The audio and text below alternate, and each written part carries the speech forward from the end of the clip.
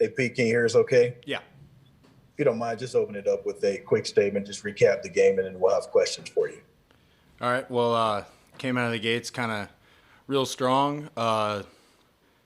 They put together some really good swings on some really good pitches, and we kind of fell behind, kind of pushed a little bit, try and get back in it, but then they made another little late run. But, I mean, they have a great team, and sometimes that's just how the cookie crumbles. We're starting off with Wes. Yeah, Pete, I guess y'all are going in there and you're getting in there against cops and you're trying to get something going. When you put that swing on that ball, are you thinking, all right, here we go again? This time we're going to kind of flip this around and kind of get those guys late. I mean, yeah. I'm with this team. I never feel like the game's over until it's actually over, and those umpires go back in their locker room. But he just left me a pitch over the middle, and I put a good swing on it, and thought that might have sparked it a little bit. But hats off to him. He's a great pitcher, and he made the pitches he needed to do to finish the game. Mike is next. Yeah, Pete, just what was this experience like? I mean, the 5 games, 5 days, just the postseason feel. And was there anything different or new that you learned about this team while you guys were in Hoover? I mean, this experience was great. You could tell even after the first day we didn't want to go home. So now we have to because it's officially over. But no, it was just a great week. And what I learned about this team is we love playing ball together. And we're going to keep fighting and give everything we got every single day. Van is next. Pete, why do you think this team is able to lose to Alabama on Wednesday and rally with 3 straight wins and compete hard with Arkansas for 9 innings? Why do you think the team can overcome that adversity? Oh, we got a really good baseball team, first and foremost. But it's just it's always the next thing with us. We're not going to get caught up in what happened yesterday, and because that's over with. We can let it fuel us to get the job done on that particular day. So that's how we're able to push through everything. Is it's always what's next, and we're really good at turning the page and putting all our chips on the table. Ryan is next. Arkansas took their first lead there in the 5th inning. Did you guys feel any extra pressure to get someone going on offense before Cops was going to get the ball, or was it just kind of business as usual? It's just business as usual. Every time a team goes out there and puts up a couple runs, we always say time to answer back, and we just weren't. We were just unable to do that today. But that's always the mindset: is when someone goes out there and score, all right, we're going to give you a little jab right back, and we're going to score as well. I imagine there's been some parts of your career you maybe wouldn't have believed that this Tennessee program could be here with this many fans in this moment.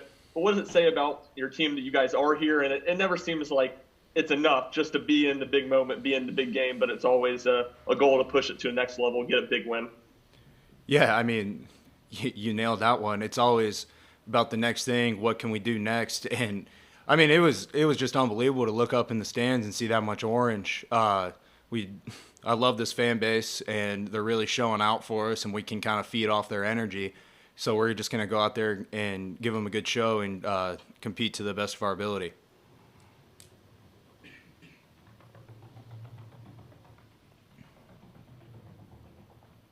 Troy is next. It kind of seems like this team's MO all season has been the ability to bounce back from a loss like this one. I guess, what do you expect kind of the emotions and the mentality of this team to be heading into next week's regional? Can you say that again? I'm sorry.